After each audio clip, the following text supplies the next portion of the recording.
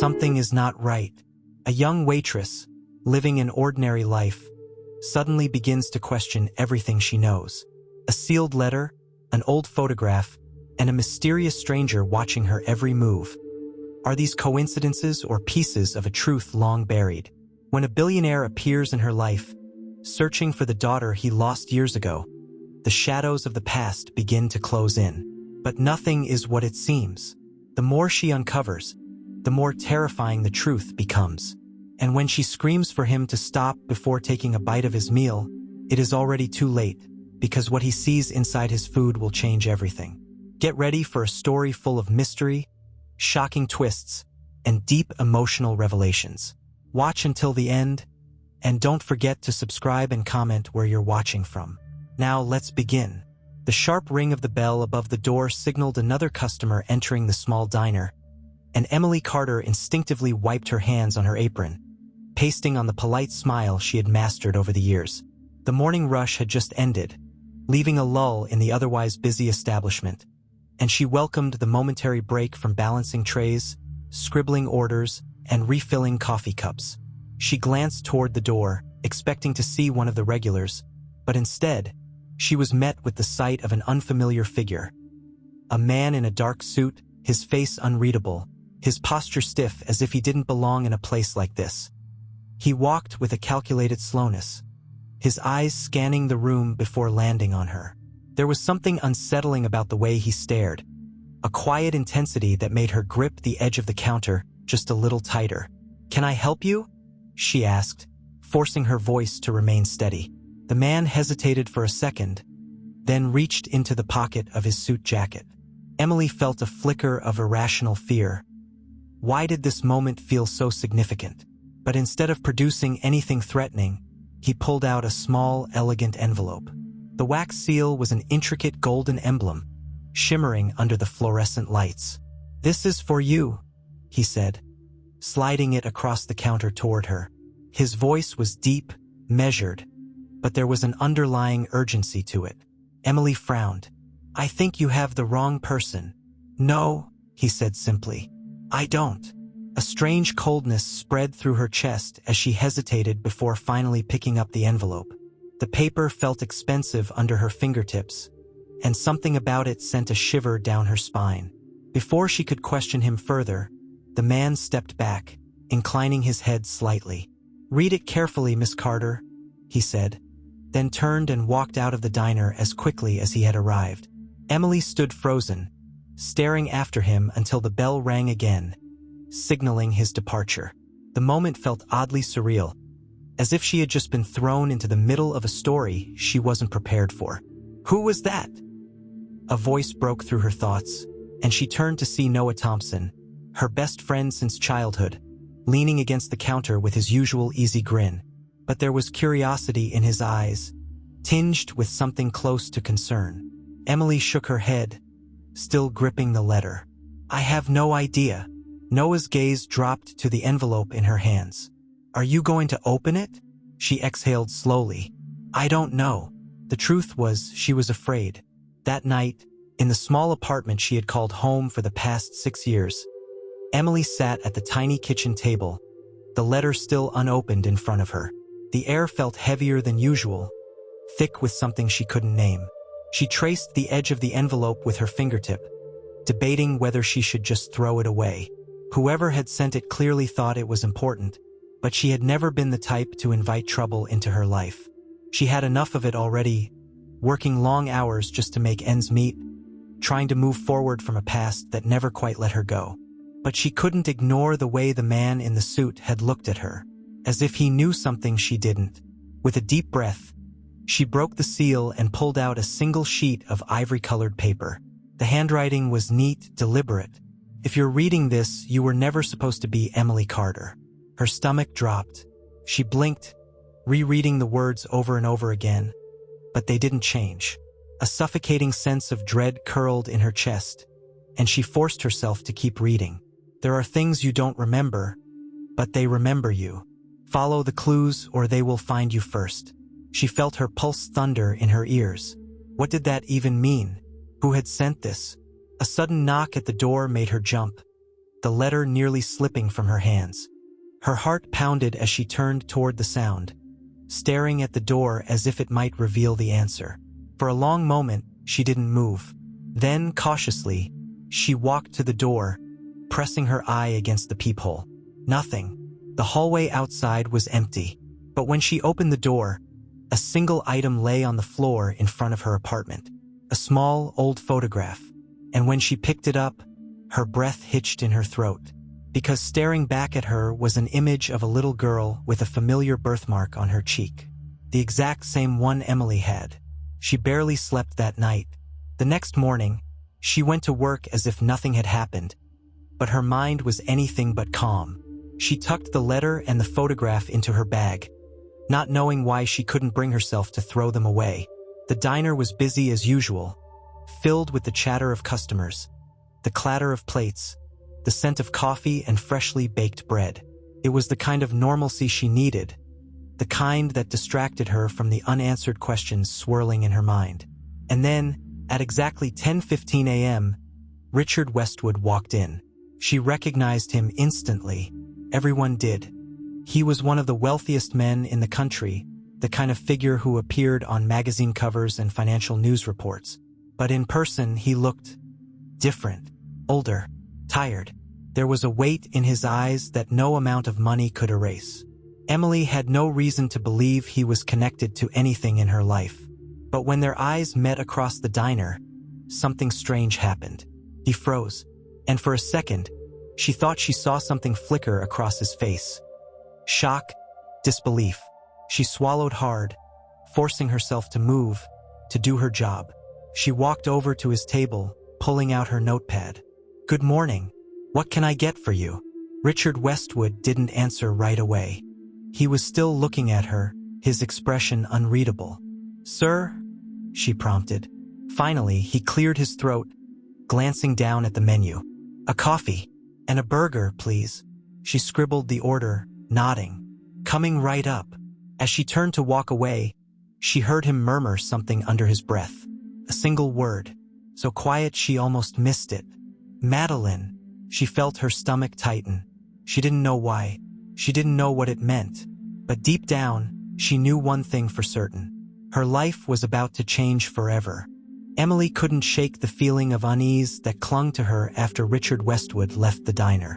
His eyes, the way he had looked at her as if she were someone else, the way he had whispered that name, Madeline. It gnawed at her, the way a half-remembered dream lingers in the back of your mind, taunting you with its meaning just beyond reach. She had never met Richard Westwood before, had no reason to believe he had anything to do with her. Yet something in his expression, in his reaction, told her that their paths had crossed in a way she couldn't yet understand.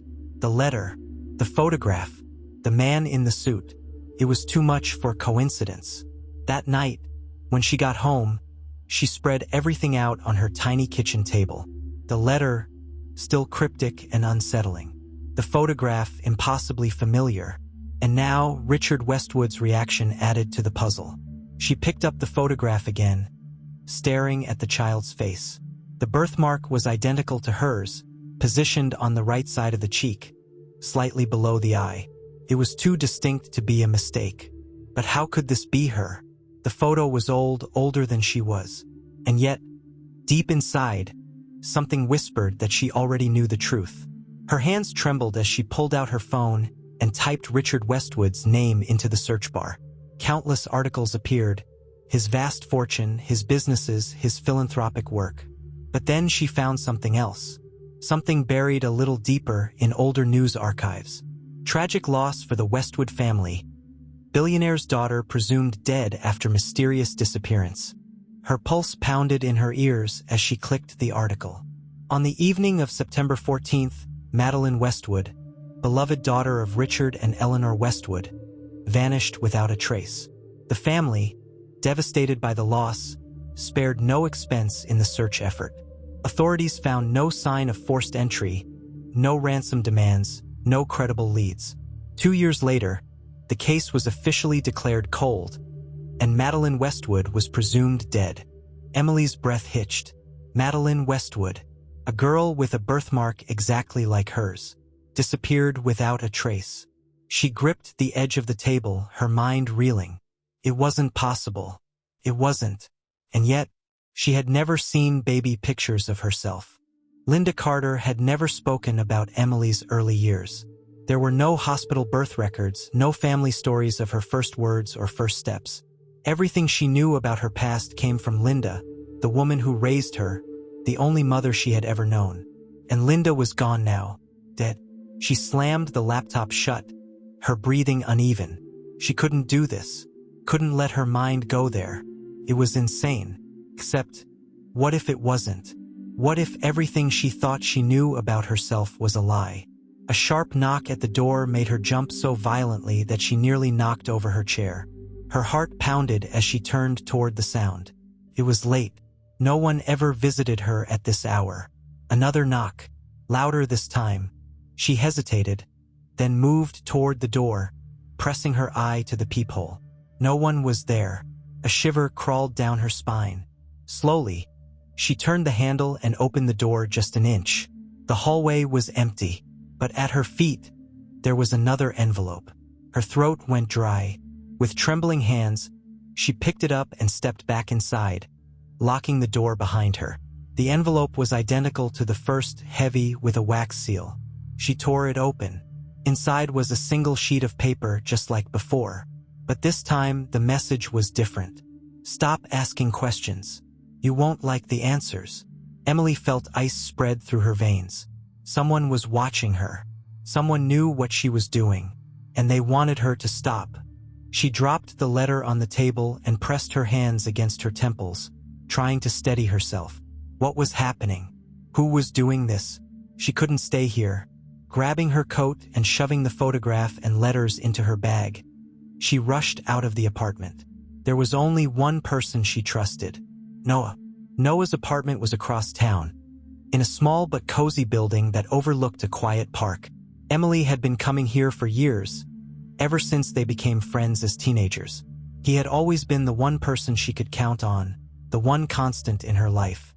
When he opened the door and saw her standing there, pale and shaking, he immediately stepped aside. "Emily? What's wrong?" She walked in, pacing as she pulled the photograph from her bag and thrust it toward him. "Look at this." Noah frowned, taking it from her. He studied it for a long moment before his expression shifted to confusion. "Okay, what am I looking at?" "That's me," she whispered. He blinked. "What?" "That's me, Noah. But it can't be because this picture is older than I am." Noah's face darkened. "Where did you get this?" "Someone left it at my apartment," she said. "Along with this." She handed him the letters, watching as he read them, his jaw tightening with every word. When he finished, he exhaled sharply, rubbing the back of his neck.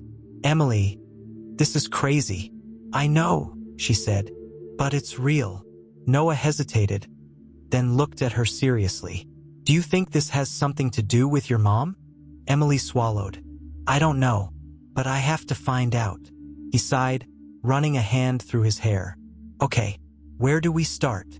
She hesitated before saying, "I think I need to talk to Richard Westwood." Noah's eyes widened. "Are you serious?" "He recognized me, Noah. He called me Madeline." Silence stretched between them. Finally, Noah nodded. "Then we find him." A nervous energy settled over her. She had no idea what she was stepping into, but one thing was certain: she couldn't turn back now. The next day, Emily waited outside the towering Westwood Corporation building, her stomach twisting in knots. She had barely slept, her mind racing with possibilities. She didn't know what she expected. Would he even agree to see her? She took a deep breath and walked inside. The receptionist looked up as she approached. "Can I help you?" I need to see Richard Westwood," Emily said, trying to sound confident. The woman gave her a polite but dismissive smile. "Mr. Westwood is very busy. Do you have an appointment?" Emily hesitated. "No, but I'm sorry. He doesn't take walk-ins." Desperation clawed at her. "Please, just tell him Emily Carter is here. It's important." The receptionist sighed, clearly unimpressed, but reached for the phone anyway. Emily held her breath. After a moment, The woman's expression changed slightly. "Mr. Westwood will see you." Emily's stomach dropped. She hadn't expected that to work. A security guard led her down a long corridor, through a pair of massive double doors, and into a sleek, modern office with floor-to-ceiling windows. Richard Westwood stood behind his desk, staring at her as if she were a ghost. Slowly, he walked around the desk, stopping just a few feet away. His expression was unreadable, his eyes searching her face with something close to disbelief. "You really came," he murmured. Emily swallowed hard. "Why did you call me Madeline?" Richard's face paled slightly. He exhaled, as if steadying himself. "Because," he said, his voice quiet but firm, "I think you're my daughter." Emily's world tilted on its axis. Everything she knew, everything she believed, it was all about to change. The silence in Richard Westwood's office was deafening. Emily felt like she was standing on the edge of something vast, something that could swallow her whole if she let it. The weight of his words pressed down on her chest, making it hard to breathe. "I think you're my daughter." The words echoed in her mind, colliding with everything she thought she knew about herself. "No," she whispered, shaking her head. "That's not possible." Richard studied her with an intensity that made her skin prickle. "Emily, I don't expect you to believe me, but I need you to listen." She took a shaky step back. "I don't even know why I'm here. This is insane." "You're here because you know something isn't right," Richard said, his voice calm but firm. "You've always felt it, haven't you? That you don't quite fit into the life you were given." She opened her mouth to argue, but the words caught in her throat, because deep down she knew he was right. Richard exhaled, rubbing a hand over his face. "Please, just let me explain." Emily hesitated. Everything inside her screamed to run, to get out before she got pulled in too deep. But the photograph, the letters, the missing pieces of her past, they were all leading her here. Slowly, she nodded. Richard motioned for her to sit, but she remained standing, arms crossed tightly over her chest. He sighed but didn't push her. 20 years ago, my wife and I had a daughter," he began, his voice thick with emotion. "Madeline, she was everything to us. Smart, curious, full of life. And then one night, she was gone." Emily swallowed hard. "We searched everywhere," Richard continued. "We hired investigators, worked with the police, even offered a reward. But there was nothing. No ransom, no leads. It was as if she had vanished into thin air." His jaw tightened. "And then, after 2 years, they told us to stop looking. That we had to accept she wasn't coming back." Emily shifted uncomfortably. "I still don't understand what this has to do with me." Richard studied her carefully. "Because, Emily, you look just like my wife, and you have Madeline's birthmark." Her fingers instinctively brushed against her cheek. Richard leaned forward. "I need to know the truth. I need to know if you're her." She shook her head. "I don't remember any of that. I grew up with my mom, Linda Carter. She raised me. I have memories, a life. Memories can be planted," Richard said softly. A chill ran down her spine. "I'm not asking you to believe me," he continued. "I just want to do a DNA test. If I'm wrong, you'll never hear from me again. But if I'm right," his voice faltered, "then that means someone took you from us." Emily's heart pounded. Could she do this? Could she open the door to something that might change everything? She took a deep breath. "Okay." Richard's shoulders sagged with relief. "Thank you." A knock at the office door made them both jump. A woman in a tailored suit stepped inside. "Sir, there's a situation downstairs." Richard frowned. "What kind of situation?" The woman hesitated. "It's a journalist. She says she has information about your daughter." Emily's blood ran cold. Richard's eyes flicked to her. "Do you want to hear what she has to say?" She wasn't sure, but she nodded anyway. The woman was waiting in the lobby, a cup of coffee clutched between her hands. When she saw Richard and Emily approaching, she stood quickly. "Megan Lively," she introduced herself, shaking Richard's hand. Then she turned to Emily, her sharp eyes studying her with open curiosity. And you must be the reason I'm here. Emily stiffened. What do you know?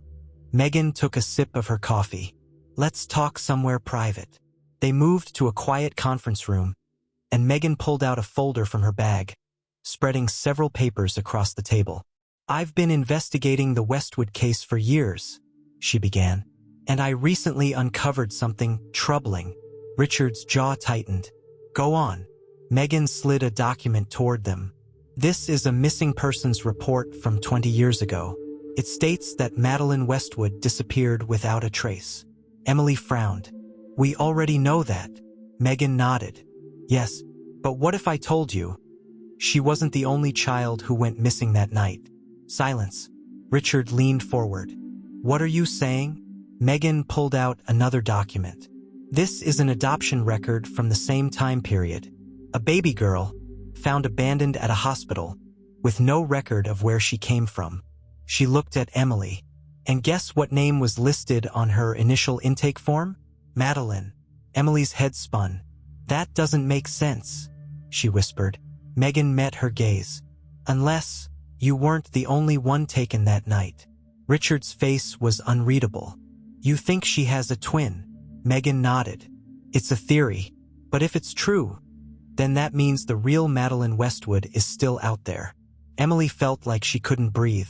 She had spent her whole life not knowing where she came from. Now, in less than 24 hours, she was being told she wasn't just possibly stolen. She might have a sister she never knew about. A sister who was still missing. I need proof, she whispered. Megan hesitated. There's one more thing. She reached into her bag and pulled out a locket, placing it carefully on the table. Emily stared at it. It was silver, slightly tarnished with age. She picked it up with trembling hands and slowly opened it.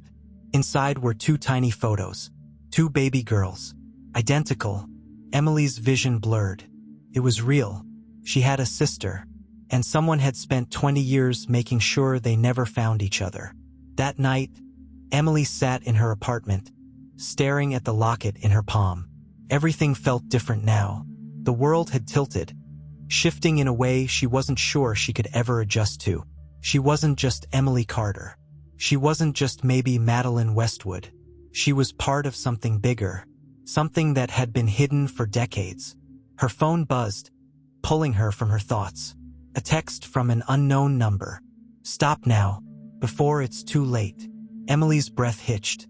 And then, outside her window, a figure moved in the shadows. Watching, waiting, her hands clenched around the locket. She wasn't stopping. Not until she knew the truth. And not until she found her sister. Emily barely slept that night. Every time she closed her eyes, flashes of the locket, the photograph, and Megan's words haunted her. You weren't the only one taken that night. The revelation had shattered whatever fragile sense of identity she had left. It wasn't just about her anymore. Somewhere out there, she had a sister, a twin, a part of her that had been missing for 20 years. But why had they been separated? And who had done it? The warning text still lingered on her phone screen. Stop now, before it's too late. It was a threat, but also a confirmation. Someone didn't want her digging any further. That meant she was close to something dangerous. By the time morning came, she was running on nothing but adrenaline and fear. But she had no intention of stopping. She needed answers. The first place she needed to go was back to the beginning. If she and her sister had been taken 20 years ago, the truth had to be buried in the past. And the only person who could help her dig it up was Megan Lively. Emily arrived at Megan's small office in a rundown part of town, her heart pounding as she knocked on the glass door. The blinds were drawn, but after a moment, the door unlocked, and Megan pulled her inside quickly, glancing around the street before shutting it again. You came alone? Megan asked, her voice low. Yeah. Why? Megan exhaled sharply. Because after yesterday, I've had 2 different sources suddenly refuse to talk to me. And I caught a man following me on my way home last night. Someone knows we're looking into this, Emily, and they don't want us to find out the truth. Emily swallowed hard. Then we need to move fast. Megan nodded and gestured toward her desk, where several stacks of files were spread out. I started going through old hospital records, adoption paperwork, anything that might give us a lead. And I found something. She pulled out a file and handed it to Emily. Emily's breath caught as she saw the name. Linda Carter. Her hands trembled slightly as she opened the file. Inside was an old hospital admission record, dated 20 years ago. It listed Linda as the patient, but there was something off. Megan pointed to a section near the bottom. Look at this. It says she was admitted with a child. Emily frowned. Okay, that makes sense. That would be me. Megan hesitated. No, Emily, says children, plural. Her heart stopped. What? Megan flipped to another page. The initial record states that Linda arrived at the hospital with 2 infants. But then, 2 days later, the paperwork changes. Suddenly, there's only 1 child listed under her care. Emily's hands tightened around the paper. Where did the other baby go? Megan shook her head. That's what I'm trying to figure out. But someone erased a lot of this. Pages are missing, signatures don't match, and there are gaps in the timeline. This wasn't an accident. Someone wanted this covered up. Emily's mind was spinning. Linda had known. She had known Emily had a twin and had kept it from her all these years. Why? I need to find out if Linda left anything behind, Emily said. Megan nodded. Do you still have access to her things? Emily hesitated. After Linda had passed, she had packed up most of her mother's belongings, putting them into storage because she couldn't bring herself to go through them. But now there might be something in there. A clue. There's a storage unit, she admitted. I haven't touched it since she died. Megan grabbed her coat. Then let's go. The storage facility was on the outskirts of town, rows of metal doors stretching endlessly in every direction. Emily hadn't been back here since the day she locked everything away, unable to face the remnants of a life that suddenly felt like a lie. The key felt heavy in her palm as she unlocked the door, sliding it up to reveal a dark, cramped space filled with stacked boxes, old furniture, and the lingering scent of dust and forgotten time.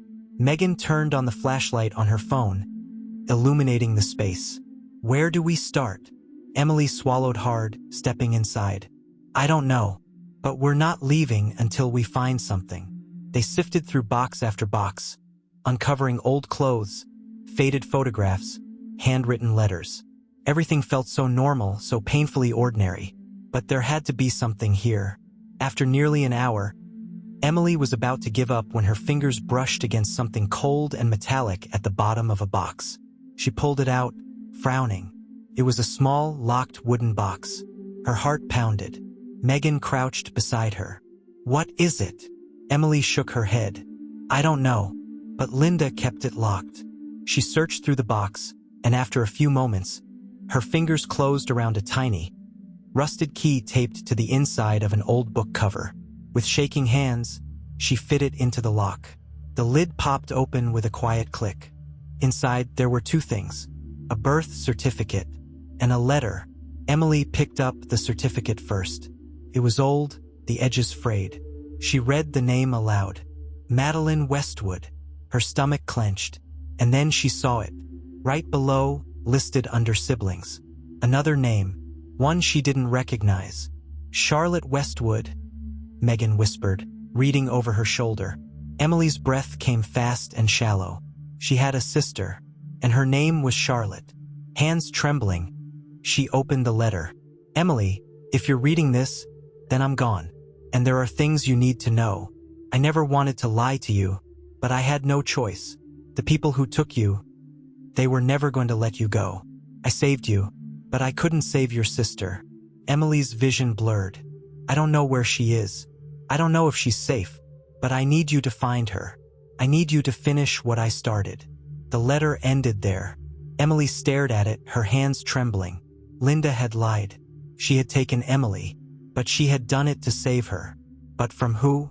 Megan exhaled. This changes everything. Emily nodded numbly. Charlotte was out there. She had to find her. But someone didn't want her to, and they were willing to do anything to stop her. That night, Emily sat alone in her apartment, the letter spread out in front of her, the weight of it all pressed down on her chest. She wasn't Emily Carter.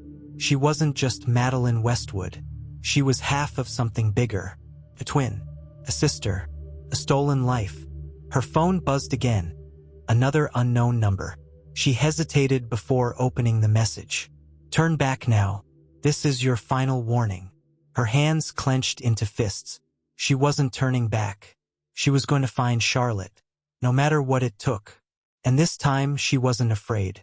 Emily sat in the dim glow of her apartment, staring at the letter that had just rewritten her entire existence.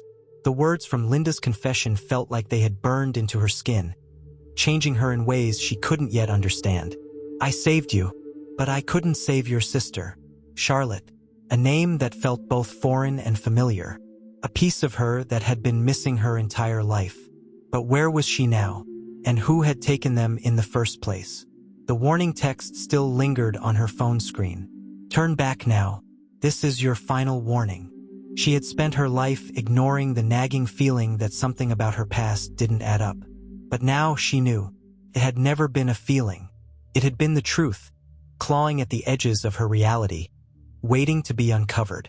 She had a twin sister, and someone had spent 20 years making sure they never found each other. Emily took a shaky breath. She wasn't going to stop now. She picked up her phone and dialed Noah's number. He answered on the first ring. "Emily, I found something," she said, her voice tight. "I need you to come over. Now." There was a pause. Then, "I'll be right there." 15 minutes later, Noah was standing in her apartment, arms crossed as he stared at the birth certificate and letter spread out on the table. "Jesus, Emily," he murmured, rubbing a hand over his face. "This is insane." She let out a humorless laugh. "Tell me about it." He picked up the birth certificate, reading it over again. "So, you're not Emily Carter." "No. And you're not even just Madeline Westwood." "No," she said again, swallowing hard. "I'm half of something bigger. I had a sister, a twin." Noah exhaled. "And Linda knew." She knew the whole time. Emily nodded, her throat tightening. "She didn't just know Noah. She saved me, but she couldn't save Charlotte." She gestured to the letter. "And that means Charlotte is still out there somewhere." Noah was quiet for a long moment, then finally looked at her, his expression unreadable. "So what do we do?"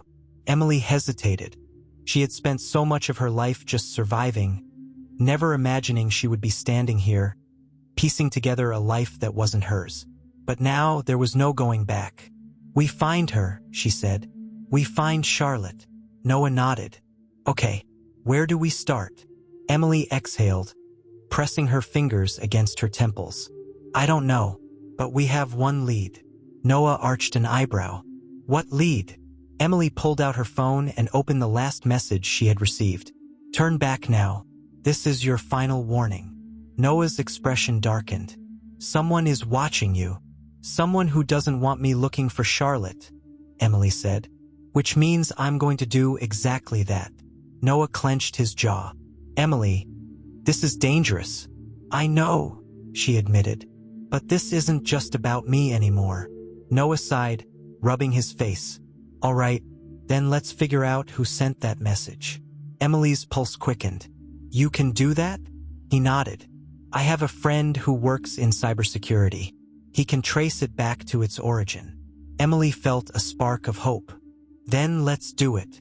2 hours later, they were sitting in Noah's friend's apartment, the glow of multiple computer monitors casting eerie shadows on the walls. "Okay," the guy, Ryan said, typing furiously. "This number is encrypted, but I can still get a general location on where the message came from." Emily and Noah exchanged a glance. Ryan pressed a final key and then frowned at the screen. "That's weird." Emily's stomach twisted. "What?" Ryan looked at her. The message was sent from inside Westwood Corporation. A chill ran down her spine. Noah's expression darkened.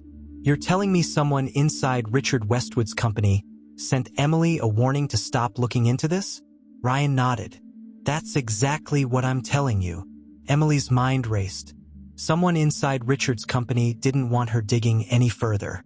But who? And more importantly, why? "We need to get back to Richard," Emily said. Now, Richard Westwood looked up from his desk, his expression unreadable as Emily and Noah stormed into his office. "Emily?" he said, rising to his feet. "What's going on?" Emily slammed the birth certificate onto his desk. "Did you know?" Richard paled. "Know what?" She pointed at the name on the paper. "That I wasn't your only daughter. That I had a sister." Richard stared at the document for a long moment, his hands gripping the edges of his desk. His face was unreadable, but something in his eyes flickered, something close to devastation. He swallowed hard. "I didn't know." Emily clenched her fists. "Then why is someone inside your company trying to keep me from finding her?" Richard's gaze snapped to hers. "What?" Noah stepped forward. "We traced a threatening message Emily received. It came from inside Westwood Corporation." Richard's expression darkened. "That's not possible." Emily crossed her arms. "Then explain it." Richard didn't answer right away. He sat down, rubbing a hand over his face. "There's something you don't know," he admitted finally. Emily's pulse pounded. "Then tell me." Richard exhaled. "After Madeline, after you disappeared, my wife changed." His voice was tight, raw. "She became obsessed with the idea that our daughter was still alive, that someone had taken her. But she also believed there was something bigger happening, something she couldn't quite put together." Emily's stomach clenched. Richard leaned forward. "She started looking into people she shouldn't have. And then, she died." Silence. Emily swallowed hard. "Are you saying she was—" "I don't know," Richard interrupted, his voice strained. "The official report says it was an accident. But now, I'm not so sure." Noah clenched his jaw. "You think someone inside your company knows the truth?" Richard exhaled. "I think someone inside my company doesn't want any of us to find out the truth." Emily's hands trembled. "Then that means they know where Charlotte is." Richard looked at her, his expression heavy with something close to regret. "If they do, then we're running out of time." A new fear settled in Emily's chest. Charlotte was out there, and someone was making sure she stayed lost. But not for much longer. She was going to find her, no matter what it took. Emily's hands trembled as she stared at Richard. His words were still sinking in, but the weight of them felt crushing. Someone inside Westwood Corporation was working against them. Someone who knew more than they were letting on. And worst of all, someone who might know exactly where Charlotte was, but was determined to keep that secret buried. The realization sent a chill through her bones. She had spent years believing she was just another ordinary person trying to survive in an unfair world. Now she knew she was part of something much bigger, something that had been kept from her since she was a baby. A stolen past, a lost sister, a truth so dangerous that people were willing to lie, manipulate, and threaten to keep it hidden. She took a shaky breath. "So what do we do now?" Richard ran a hand down his face, his expression torn between exhaustion and determination. "If someone inside my company is involved, I need to find out who it is. But I have to be careful. If they realize we're onto them, they'll cover their tracks." Emily clenched her fists. "We don't have time for careful." Noah, who had been silent up until now, finally spoke. "Emily's right. If they're still watching her, that means they know she's looking for Charlotte, which means we're running out of time." Richard exhaled, nodding. "Then we need to start from the inside. Someone has to know something. We just have to find the right person." Emily's pulse quickened. "You have access to everyone in your company, don't you? People who worked here 20 years ago." "Most of them," Richard admitted. "Some retired, some left the industry, but I still have connections." "Then we need to talk to them," Emily said. "Someone has to remember something." Richard hesitated. "If we do this, we have to be discreet. If the wrong person finds out, we could lose everything." Emily met his gaze. "I don't care about being discreet. I care about finding my sister." Richard exhaled, nodding slowly. "All right, let's start making calls." Over the next 2 days, Emily, Noah, and Richard worked in secrecy, reaching out to former employees of Westwood Corporation. people who had worked for Richard when Madeline had first disappeared. Most of them had little to offer, vague memories of the chaos that followed the Westwood family tragedy. Some barely even remembered the investigation. But then there was Margaret Hale. Margaret had been Eleanor Westwood's personal assistant. She had been with the family through everything. And when Richard contacted her, her reaction was different. "Richard." Her voice was tight over the phone. "Why are you calling me about this now?" Richard glanced at Emily before answering. "Because I think we were wrong about what happened to my daughter." A long silence. Then, finally, Margaret whispered, "I knew this day would come." Emily's heart pounded. Margaret agreed to meet them that evening at her home, a small, modest house on the edge of town. She was older now, her once dark hair streaked with gray, but her eyes were sharp, filled with something Emily couldn't quite name. Regret. Fear. "You don't know what you're asking," Margaret said the moment they sat down in her living room. Richard leaned forward. "Then tell us." Margaret sighed, rubbing her temples. "Eleanor knew," she murmured. "She knew something was wrong. I remember the way she used to pace at night, muttering about things she couldn't quite put together. She was convinced that someone had taken Madeline, not because of ransom or revenge, but because of something else. Something bigger." Emily's breath caught. "What do you mean?" Margaret hesitated. "She thought it had something to do with your birth." Silence. Emily's pulse roared in her ears. "My birth?" Margaret nodded. "Eleanor told me once, in confidence, that she had a suspicion, a fear she never voiced to anyone else. She believed that Madeline wasn't alone that night, that there was another baby." Emily swallowed hard. "Charlotte." Margaret looked at her, sadness flickering in her gaze. "If that's her name, then yes. Your mother believed there were two of you. But when she started looking into it, when she started asking questions, people started shutting her down. She was warned to stop. She told me she was afraid." Emily felt her hands tighten into fists. Margaret exhaled, glancing at Richard. "She didn't trust anyone, not even you." Richard's expression hardened, but he didn't look surprised. Margaret continued. "And then one day, she was gone." Her voice shook slightly. "I don't know if she was right. I don't know if someone did something to her. But I do know one thing." Emily swallowed. "What?" Margaret met her gaze. "If your mother was right, if you really do have a sister, then someone wanted to make sure you never found each other." A cold chill ran down Emily's spine. Margaret sighed, leaning back. "I'm sorry I don't have more, but I was afraid back then. And I'm afraid now." Emily's chest tightened. Noah, who had been silent for most of the conversation, finally spoke. "Do you know where we should look next?" Margaret hesitated, then pulled out a small, yellowed piece of paper from a drawer. She handed it to Emily. It was an address. "The last place Eleanor went before she died," Margaret said quietly. "She never told me why." Emily stared at the address, her heart pounding. This was it. This was the next step. She looked at Richard and Noah, determination hardening in her chest. "We're going there," she said. "Right now." The house was old, abandoned, sitting at the edge of a thick forest. The windows were boarded up, the paint peeling from the walls. "This place is giving me a bad feeling," Noah muttered. Emily ignored him, walking up the creaky steps to the door. She hesitated, then turned the handle. It was unlocked. Her stomach twisted as she stepped inside. Dust coated the floors, and the air smelled of neglect. "Hello?" she called. No answer. They moved deeper into the house, their footsteps echoing. Emily's heart pounded as she pushed open a door at the end of the hall. Inside, the room was empty except for a single object in the center. A crib. Emily's breath caught. Slowly, she stepped closer. The crib was covered in dust, untouched for years. And inside, there was something small and faded. A stuffed rabbit. Her fingers trembled as she picked it up.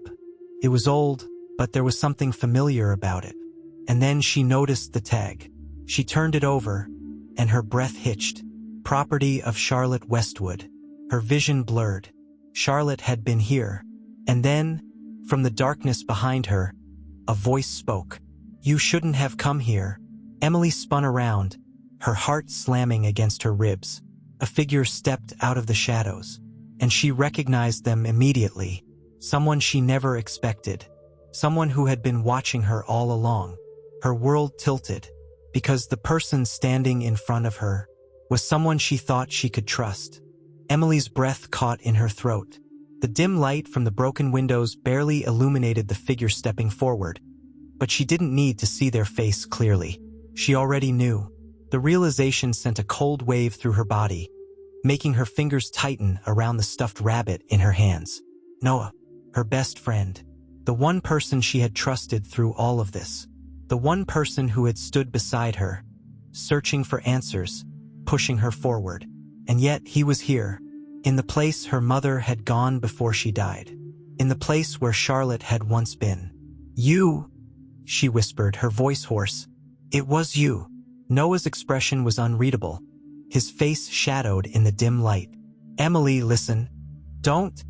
She cut him off, shaking her head, stepping back. "Don't you dare tell me to listen." Her mind was racing, every moment they had spent together flashing through her memory. How many times had he guided her towards something, or away from something? How many times had he been there at the exact moment she needed him? How many times had she ignored the warning signs? She clenched her fists. "You were supposed to be my friend." "I am your friend," Noah said, his voice tight. "You have no idea what's really going on here." Emily let out a short, humorless laugh. "Then maybe you should explain it to me, because from where I'm standing, it looks like you've been lying to me from the start." Noah hesitated. For the first time, she saw something break in his expression. Something close to pain. "I never lied to you," he said quietly. "I just didn't tell you everything." Emily's stomach twisted. "That's the same thing, Noah."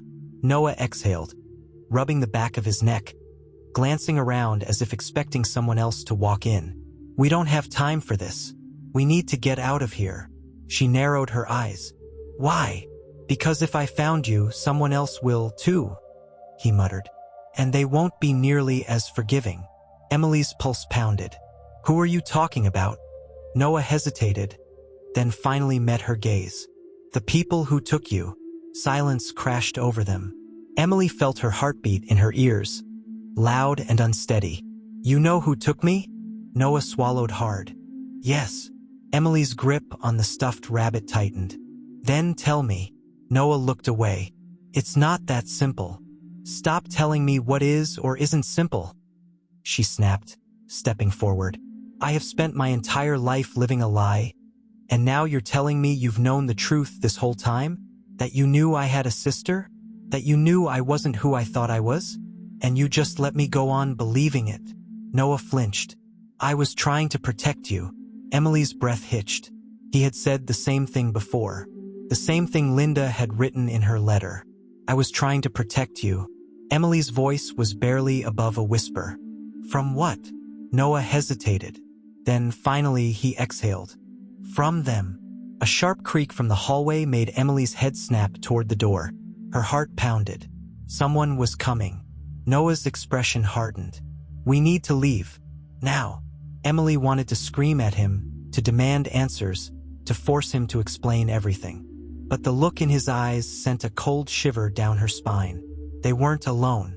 She barely had time to react before Noah grabbed her wrist, pulling her toward the side door. "Trust me," he muttered. Emily wanted to tell him she didn't, that she couldn't, but right now she had no other choice. They drove in silence. Emily sat in the passenger seat of Noah's car, staring out the window, trying to make sense of everything. Her hands were still trembling. Noah had betrayed her, and yet he had also saved her. Again, she didn't know how to feel. She turned to look at him, studying his profile. "How long have you known?" Noah tightened his grip on the steering wheel. "A long time." Emily clenched her jaw. "How long, Noah?" He exhaled. "Since we were kids." A cold wave washed over her. She felt like she had been punched in the gut. "You knew when we were kids," she whispered. "You knew I wasn't who I thought I was." Noah's jaw tightened. "Yes." Emily inhaled sharply. "Did Linda know you knew?" Noah hesitated. Yes. Emily let out a shaky breath. You need to start talking, she said. Right now. Noah was silent for a long moment. Then he finally spoke. My dad, he said quietly. He worked for Westwood Corporation when we were younger. But he wasn't just an employee. He was part of something bigger, something hidden. He knew about what happened the night you disappeared. And when he realized who you were, when he realized what you were, he told me never to say anything. Emily's stomach twisted. What do you mean, what I was? Noah gripped the wheel tighter. Emily, you weren't just stolen. You were switched. The world tilted. She barely heard his next words. The baby they gave to Richard and Eleanor Westwood, Noah continued, wasn't their real daughter. Emily's breath caught. What? Noah turned to look at her, his expression grim. You were never supposed to be Madeline Westwood, he said. And neither was Charlotte. Emily felt her hands go numb. Then who were we supposed to be? Noah hesitated. Then quietly he said, someone else's daughters. Emily's vision blurred. She had spent so long trying to find out the truth. But now, she wasn't sure she was ready for it. The car pulled to a stop outside a small, dark building. Noah turned to her. We need to go inside. Emily blinked. Where are we? Noah hesitated. The last person who knew the truth. Emily's breath hitched. The door creaked as Noah pushed it open. Inside, the air was thick with dust, the scent of paper and ink lingering in the air.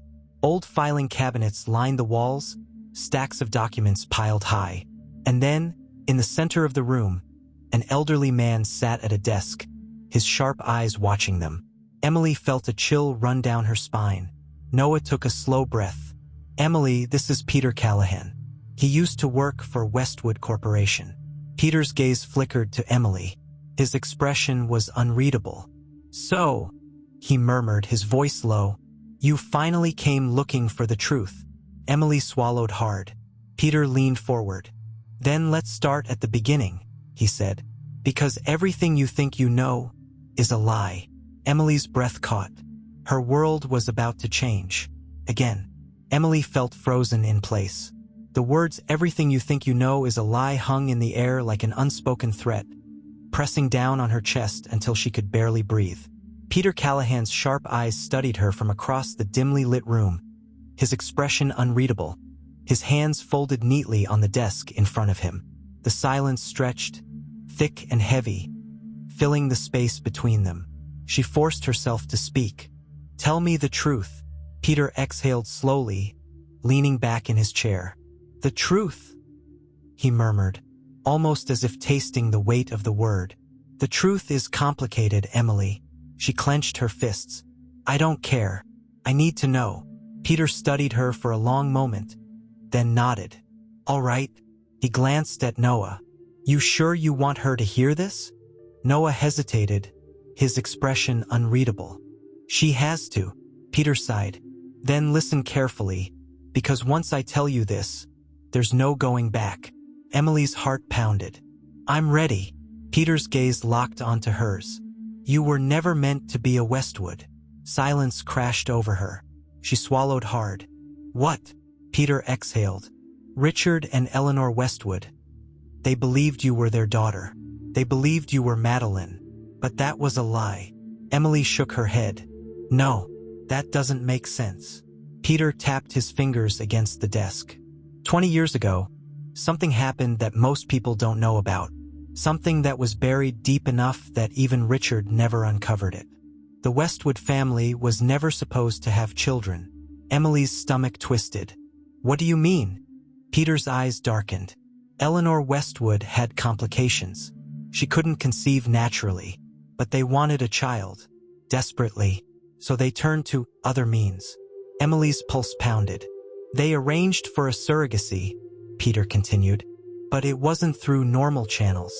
They used an underground service, one that specialized in exclusive clientele. The kind of people who wanted children without the complications of legal records. The kind of people who were willing to pay anything for a perfect child. Emily felt cold. You're saying Richard and Eleanor bought a baby? Peter nodded. Yes, But they didn't buy one baby, Emily. They bought two. A sharp breath left her lips. Charlotte, she whispered. Peter nodded. They didn't know. They were only expecting one child. But when the surrogate gave birth, there were two of you. And that complicated things. Emily's vision blurred. So what happened? Peter hesitated. The deal changed. Someone else, someone with power, decided that two babies were too much of a risk. If both of you were raised as Westwoods, people would start asking questions. And Richard and Eleanor. They weren't the only ones who had paid. Emily's throat tightened. What are you saying? Peter exhaled. I'm saying another family wanted a child. And when it was discovered that the surrogate had given birth to twins, a deal was struck. One baby would go to the Westwoods. The other would go to someone else. Emily's mind reeled. She had spent her entire life believing she was stolen, that she had been taken from the Westwoods and hidden away. But now, she was being told that she had never belonged to them in the first place. She had never been Madeline. She had been a purchase, a transaction, and so had Charlotte. Her hands trembled. Who took her? Peter hesitated. I don't know. Emily slammed her hands on the desk. Don't lie to me. Peter's gaze didn't waver. I'm not lying, he said evenly. I truly don't know. All I know is that she was taken somewhere far away. Somewhere that no one would ever think to look. Emily's heart pounded. And Linda? Peter's expression shifted slightly. Linda found out by accident. She wasn't supposed to know. But she saw something she wasn't meant to see. And once she did, she couldn't unsee it. That's when she made the choice to take you. Emily swallowed. She saved me. Peter nodded. Yes, but she couldn't save Charlotte. Emily's chest ached. All these years, she had been searching for answers. And now she finally had them. But instead of clarity, she felt more lost than ever. She turned to Noah. His face was pale, his hands clenched into fists. You knew, she said, her voice barely above a whisper. Noah hesitated. Not everything. Emily exhaled sharply. But you knew enough. Noah didn't answer. She clenched her fists. Then tell me this. Do you know where Charlotte is? Noah looked away. Emily's breath hitched. You do, don't you? Noah inhaled sharply, running a hand through his hair. Emily, don't lie to me, she pleaded. Not now. Noah closed his eyes for a brief second, then finally nodded. I think I do. Her pulse skyrocketed. Where? She demanded. Noah hesitated, then spoke the words that would change everything. Mexico City. Emily's knees almost buckled. Charlotte was in Mexico City. She had spent her entire life wondering where her sister was. If she was alive, if she was safe. And now she finally had an answer. She was alive, and she was waiting. Emily turned back to Peter, her breath shaking. Tell me everything you know, right now. Peter nodded. Then listen carefully, because if you go down this road, there's no turning back. Emily's heart pounded. She wasn't turning back. She was going to find Charlotte, no matter what it took. Emily could hear the sound of her own breathing, loud and uneven, as Peter's words settled into her mind. Mexico City, the answer she had been searching for, the location she had never expected. Her sister, Charlotte, was alive, somewhere in a city thousands of miles away, living a life that had been shaped by forces neither of them had ever understood. She felt like the floor beneath her was shifting, like she was standing on the edge of something so massive she couldn't see the end of it. Noah was watching her carefully, but she couldn't look at him. Not yet. Are you sure? She finally asked, her voice hoarse. Peter nodded. As sure as I can be. Emily swallowed hard. Then I have to go. Peter leaned back in his chair, his eyes sharp. It's not that simple. Emily's gaze snapped to him. What do you mean? Peter sighed. Charlotte isn't just living in Mexico City. She was placed there. Emily's breath caught. By who? Peter hesitated. I don't know exactly, but whoever it was, they had power. They had resources. They made sure she stayed hidden. Emily felt a cold chill creep down her spine. So you're saying, I'm saying that if you go after her, you're going to be stepping into something bigger than just a missing persons case. Peter interrupted. You're going to be pulling at a thread that someone has spent 20 years keeping buried. And once you start pulling, you might not like what unravels. Emily clenched her fists. I don't care. Peter studied her for a long moment, then exhaled. I figured you'd say that. Emily turned to Noah. You knew she was in Mexico City. Why didn't you tell me before? Noah hesitated. Because I wasn't sure. I didn't have proof. And I didn't want to send you on a wild chase if it wasn't real. Emily narrowed her eyes. And now, Noah met her gaze. Now I know it's real. Emily's hands trembled, but she forced herself to stay steady. Then we leave tonight. Noah inhaled sharply. Emily, don't try to stop me. Noah exhaled. I'm not. I'm coming with you. Emily blinked. What? Noah's jaw tightened. You're not doing this alone. She studied him for a long moment, trying to decipher if there was something more behind his words. But for once, she didn't see hesitation. She didn't see guilt. She just saw resolve. Emily nodded once. Fine. Peter sighed, rubbing his temples. You two are going to get yourselves killed. Emily turned to him. Then tell us what we need to know before we go. Peter hesitated. Then, slowly, he reached into the drawer of his desk and pulled out a small, worn notebook. This, he said, placing it in front of her, belonged to Eleanor Westwood. Emily's breath caught. Peter nodded. She kept records. She wrote down everything she suspected. And in her last few entries, she mentioned Mexico City. Emily reached for the notebook with trembling fingers, flipping through the pages. The handwriting was neat, precise, but toward the end, it became erratic, frantic. September 10th, I know I'm being watched. Richard doesn't believe me, but I can feel it. I think I'm getting close. September 12th, the hospital records don't match. The name on the file isn't Madeline's. It's another name, a name I don't recognize. September 14th, I found her. I found where she went. But if I write it down, they'll know. I have to go in person. If I don't come back, tell Richard the first was right. The last entry sent a shiver down Emily's spine. She knew, she whispered. Peter nodded. And 2 days later, she was dead. Emily clenched her jaw. Noah looked at Peter. Do you think she was killed? Peter hesitated, then exhaled. I don't know, but I don't believe in coincidences. Emily's hands tightened around the notebook. Then we find out what she found. Peter studied her, then finally nodded. Be careful, Emily. Emily met his gaze. I don't do careful anymore. The plane ride to Mexico City was a blur.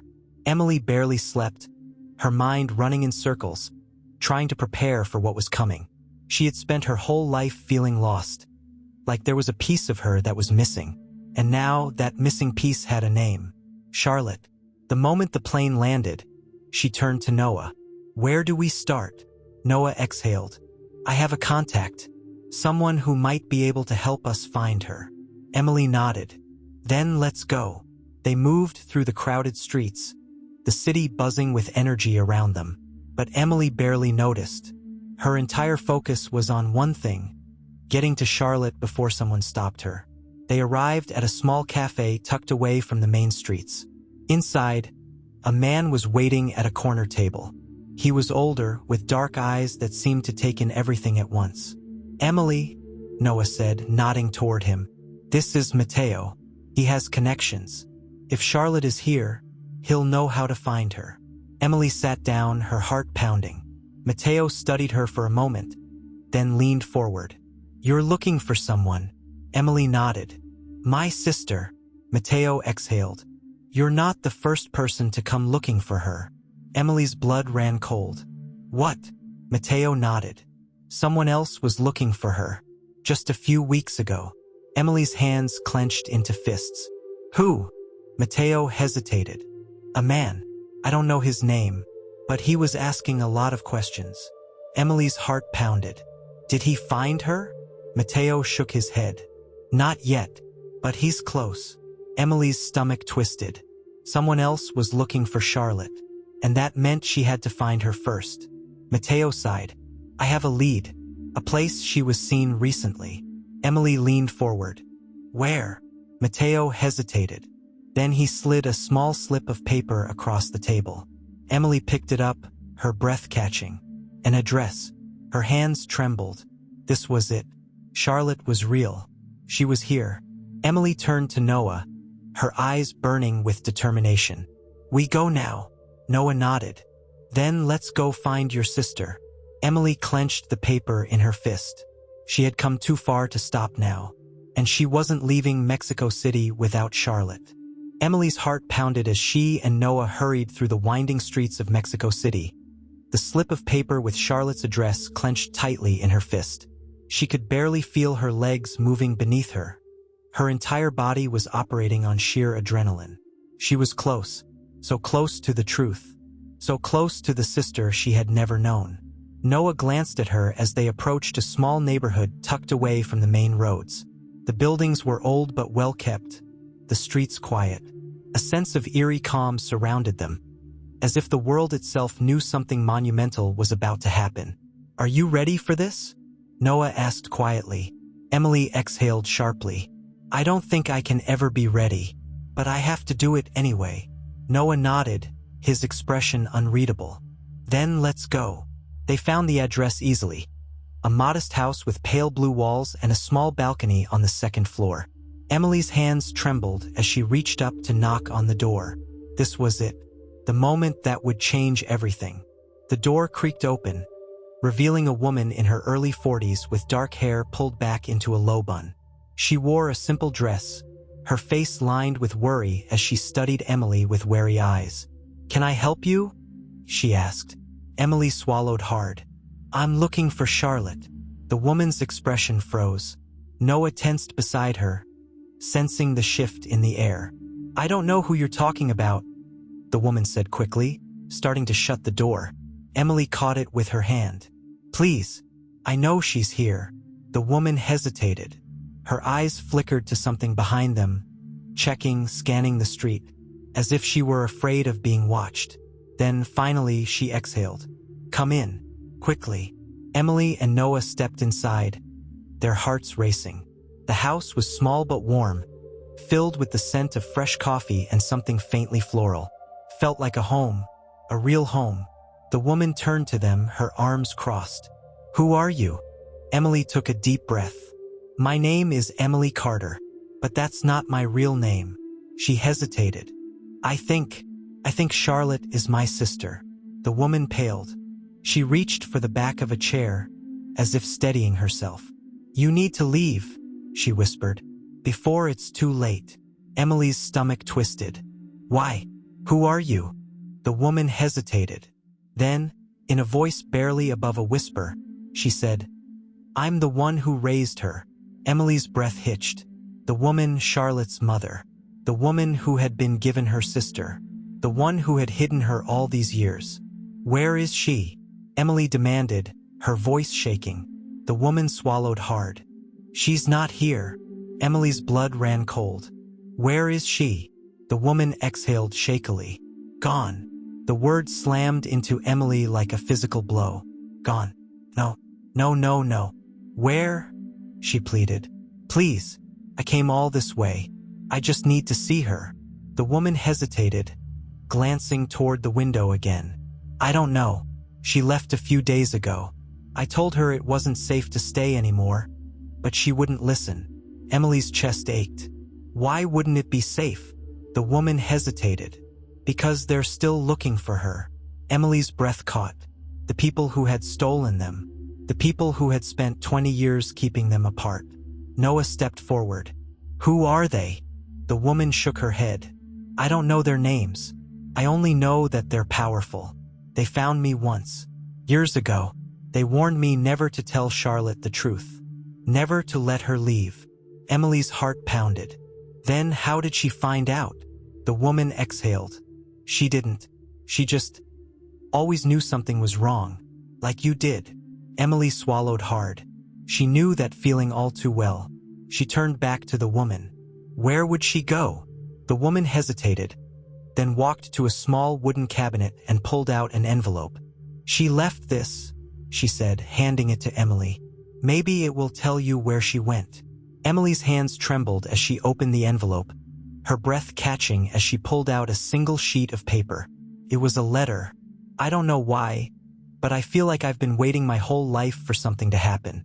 Like there's something just beyond my reach, something I was meant to find. I can't ignore it anymore. I have to go. I have to find the truth. If anything happens to me, please don't stop looking. Please don't let them win. Charlotte." Emily's chest tightened. She wasn't just searching for Charlotte. Charlotte was searching for her. Noah looked over her shoulder, his jaw clenching. "She left to find you." Emily exhaled sharply. "And now she's alone." The woman swallowed. "She said she was going north, toward the border. She said she needed to know where she came from." Emily's pulse quickened. "Then that's where we're going." The next few hours were a blur. Emily and Noah drove out of the city, heading north, following the only clue they had. Every mile felt heavier, the weight of everything pressing down on her. "She's looking for me?" Emily murmured, staring out the window. Noah's hands tightened on the wheel. "Then we'll find her." Emily exhaled shakily. "We have to." She clutched the letter in her hands, reading Charlotte's words over and over. "Please don't stop looking." She wouldn't. She couldn't. As they neared the next town, Emily's phone buzzed. A message from an unknown number. Her hands shook as she opened it. "It's over. Stop now or you'll lose everything." Emily's blood ran cold. Noah glanced at her. "What is it?" She showed him the message. His expression darkened. "They're still watching." Emily clenched her fists. "Let them watch." Her phone buzzed again. A second message. "She's closer than you think." Emily's breath hitched. Noah's foot pressed harder on the gas. They were running out of time, and Charlotte was running out of places to hide. Emily's heart pounded as she looked out at the darkening horizon. She was going to find her sister, no matter what it took. And when she did, the people who had done this, they would finally be exposed. Because the truth was no longer a secret. It was waiting, and Emily was ready to uncover it all.